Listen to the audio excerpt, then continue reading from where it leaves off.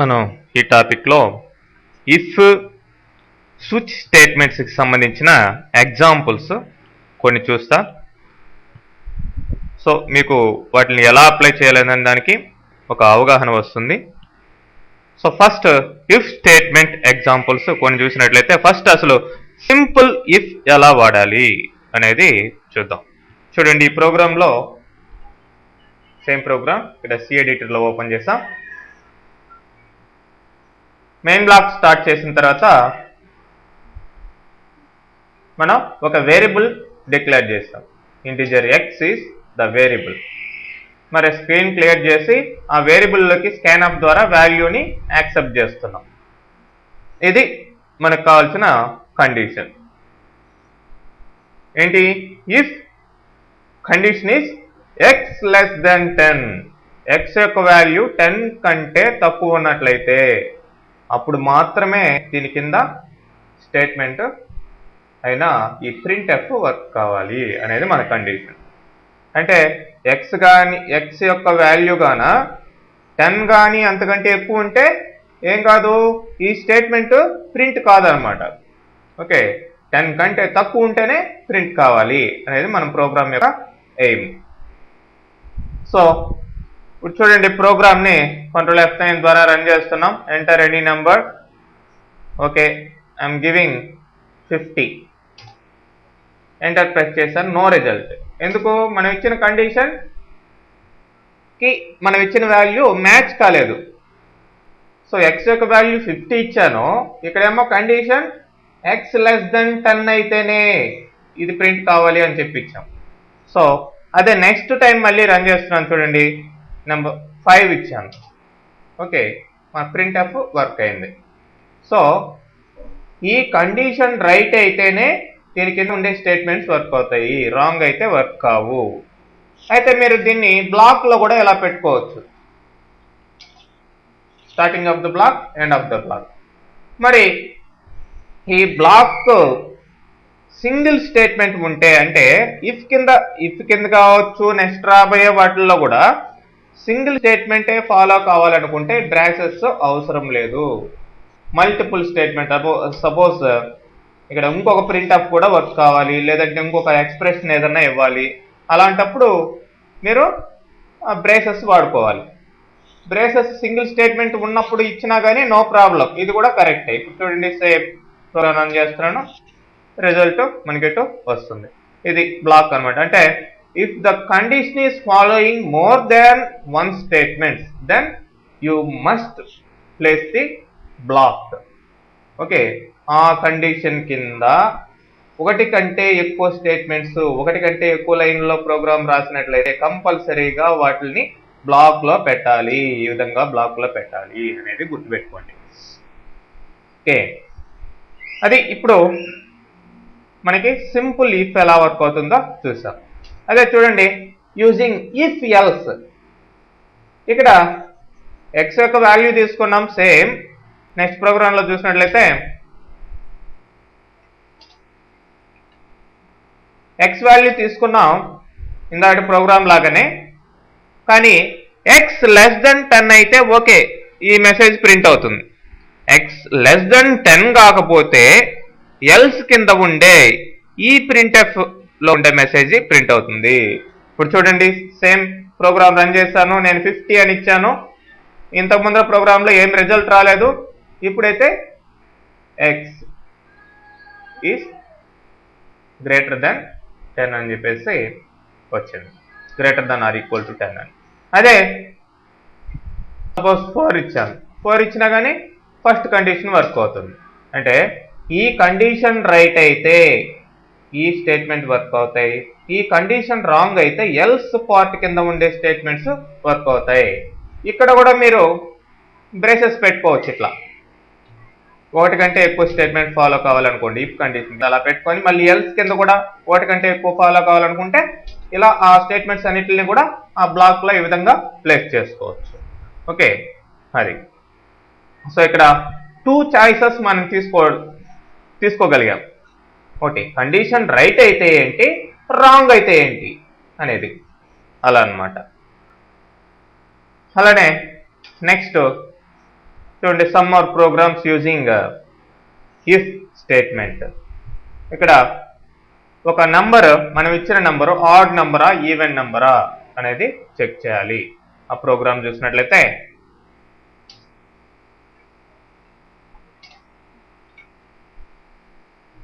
ఇక్కడ x value తీసుకుంటున్నాం. If x mod 2 equal to 0 అంటే ఎక్స్ వాల్యూ 2 తోటి మాడ్యులేట్ చేస్తే మీకు రిమైండర్ ఏం రావాలి? 0 రావాలి. సపోజ్ 6 mod 2 ఎంత వస్తుంది? రిమైండరు 0 వస్తుంది. సో ఆ 6 అనేది ఇప్పుడు ఏంటి? Even number. అదే సపోజ్ 7 అని ఇచ్చాం. 7ని 2 తోటి వెయిట్ చేస్తే ఏమొస్తుంది? శేషం ఏమొస్తుంది? రిమైండరు 1 వస్తుంది. కాబట్టి అది ఆడ్ నెంబర్. సో ఇప్పుడు ఎక్స్ వాల్యూ మనం ఏది ఇచ్చాము అనే దాన్ని బట్టి ఇక్కడ ఇఫ్ కండిషన్ లో చెక్ చేస్తాం. ఎక్స్ mod 2 ఈక్వల్ టు 0 అయితే that number is even number, కాకపోతే ఆడ్ నెంబర్. ఇక్కడ చూడండి, డబల్ ఈక్వల్ టు పెట్టాం. కంపారిజన్ ఆపరేటర్స్ లో ఉన్న double equal to, single equal to అంటే అది అసైన్మెంట్ ఆపరేటర్ అయిపోతుంది. అది కంపేర్ చేస్తున్నాం అనమాట. ఎక్స్ mod 2 అనేది 0కి సమానమా కాదా అనేది చెక్ చేస్తున్నాం. సో సపోజ్ 5 ఇచ్చాను, దట్ ఈస్ ఆడ్. అదే ఈసారి 6 ఇచ్చాను, దట్ ఈస్ ఈవెన్. ఓకే, ఆ విధంగా సింపుల్ గా odd or even number program ని మనం చూడొచ్చు ఇఫ్ కండిషన్ తోనే. అలానే ఇక్కడ బిగ్గెస్ట్ అమాంగ్ 2 నెంబర్స్ ప్రోగ్రామ్. ఇక్కడ నెస్టెడ్ ఇఫ్ కండిషన్ వాడుకోవచ్చు మనం. మోర్ దాన్ 1 డిసిషన్ ఇక్కడ అవసరం అవుతుంది కాబట్టి 2 నంబర్లలో ఏది పెద్దది? ఎక్స్ వై 2 వేరియబుల్స్ డిక్లేర్ చేసాం. ఇక్కడ ఎక్స్ లోకి వాల్యూ తీసుకుంటున్నాం, వై లోకి వాల్యూ తీసుకుంటున్నాం. If x greater than y, x is big. X y కంటే పెద్దదైతే ఎక్స్ అనేది బిగ్ అవుతుంది.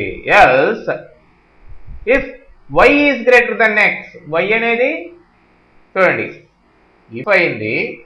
ఇఫ్ కింద ఈ కండిషన్ రైట్ అయితే ఇది వస్తుంది. ఎల్స్ దాని కింద మళ్ళీ ఎల్స్ పెట్టాం. ఎల్స్ కింద 2 డిసిషన్ తోటే మనకి సరిపోదు, ఇంకా ఎక్కువ డిసిషన్ కావాలి కాబట్టి మళ్ళీ ఇంకొక ఇఫ్ పెట్టాం. ఎల్స్ కింద మళ్ళీ అంటే పైన ఇఫ్ కింద ఉండే ఎల్స్ కింద మళ్ళీ ఇంకొక ఇఫ్ స్టేట్మెంట్ స్టార్ట్ అయింది దీని కంట్రోల్ కింద. Else if y greater than x, y greater than x అయితే వై ఈజ్ బిగ్ అని ప్రింట్ అవుతుంది. అది కూడా కాకపోతే అప్పుడు ఈ ఇఫ్ కింద మళ్ళీ ఎల్స్ స్టార్ట్ చేస్తాం. Both are equal. X greater than y కాదు, వై గ్రేటర్ దెన్ ఎక్స్ కాదు, కాబట్టి బోత్ ఆర్ ఈక్వల్ అయి ఉండొచ్చు. అది చూడండి program. X y, y is big. అదే ఈసారి x y, x is big. అదే ఈసారి x4 y4 both are equal. So ఈ విధంగా ఒక కండిషన్ కింద ఎల్స్ పార్ట్ లో మళ్ళీ ఇంకొక కండిషన్ స్టార్ట్ చేసుకొని దాని ఎల్స్ పార్ట్ లో మళ్ళీ ఇంకొక డిసిషన్ మనం తీసుకున్నాం. Okay, first decision, second decision and third decision. ఇది నెక్స్ట్ చూడండి, బిగ్గెస్ట్ అమాంగ్ 3 నెంబర్స్ లో అనదర్ లాజిక్ మనం యూజ్ చేస్తున్నాం. Simple logic.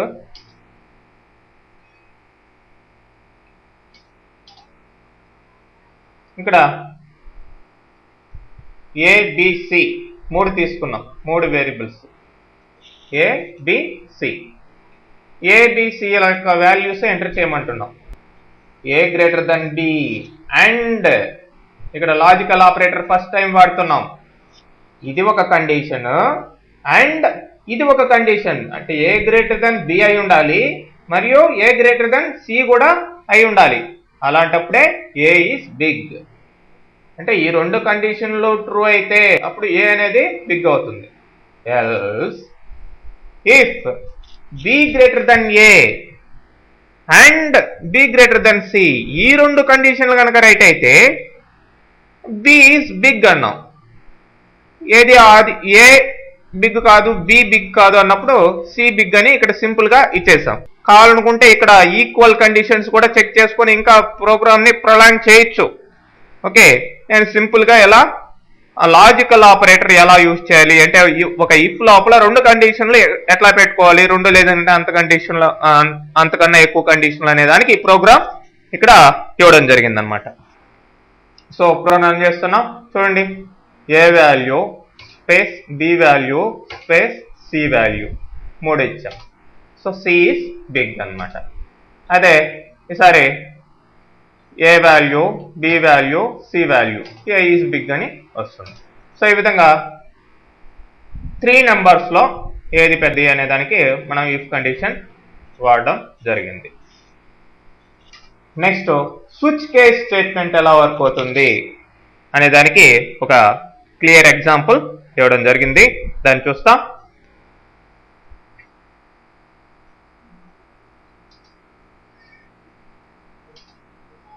సో ఇక్కడ చూడండి, సిహెచ్ అనే ఒక వేరియబుల్ తీసుకున్నాం, దాంట్లో చాయిస్ ఎంటర్ చేయమంటున్నాం.